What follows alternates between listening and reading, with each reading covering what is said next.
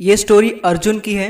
जब पहली बार उनके गुरु द्रोणाचार्य अर्जुन को धनुर्विद्या सिखाने के लिए फील्ड पे लेके जाते हैं, ये स्टोरी वहाँ की है। वहाँ पे अर्जुन के साथ साथ उसके भाई भी होते हैं और कई सारे स्टूडेंट्स भी होते हैं जो कि उस गुरुकुल में होते हैं और गुरु द्रोणाचार्य से शिक्षा ले रहे होते हैं। तो सबको वो धीरे धीरे एक एक करके बुलाते हैं और कहते हैं कि तुमको वहाँ पे उस पक्षी के आंख में तीर मारना है। इतना बोलकर फिर उससे पूछते हैं कि तुमको वहाँ दिखाई क्या दे रहा है। तो कोई कहता है कि मुझे जंगल दिखाई दे रहा है, कोई कहता है कि मुझे पत्तियां दिखाई दे रही हैं, कोई कहता है कि मुझे पेड़ की शाखाएं नजर आ रही हैं, कोई कहता है मुझे चिड़िया नजर आ रही है, कोई कहता है कि जो पेड़ पर बना चिड़िया का घोंसला है मुझे वो नजर आ रहा है, कोई कहता है धूप तेज है। तरह तरह के क्वेश्चंस के आंसर मिलते हैं गुरु द्रोणाचार्य को, मगर किसी को भी अभी तक गुरु द्रोणाचार्य ने तीर चलाने को नहीं कहा। फिर अर्जुन की बारी आती है। तो जब अर्जुन की बारी आती है तो गुरु द्रोणाचार्य उनसे पूछते हैं कि तुम्हें क्या दिखाई दे रहा है वहाँ। तो गुरु द्रोणाचार्य के इस क्वेश्चन का आंसर अर्जुन करते हैं कि मुझे वो जो पक्षी बैठा है उसकी आंख नजर आ रही है। इतना सुन के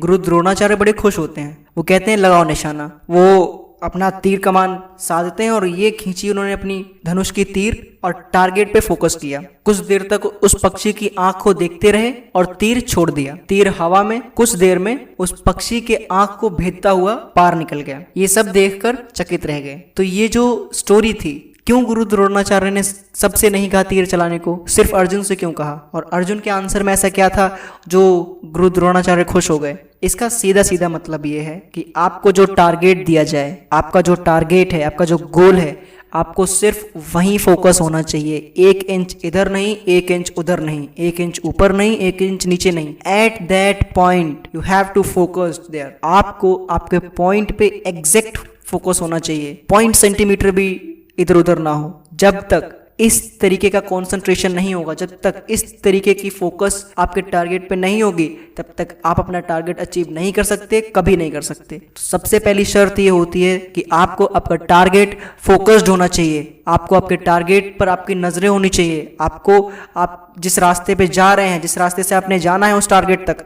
वो रास्ता आपको दिखाई देना चाहिए कि आपका रास्ता सही में तरफ जा रहा है या गलत की तरफ जा रहा है।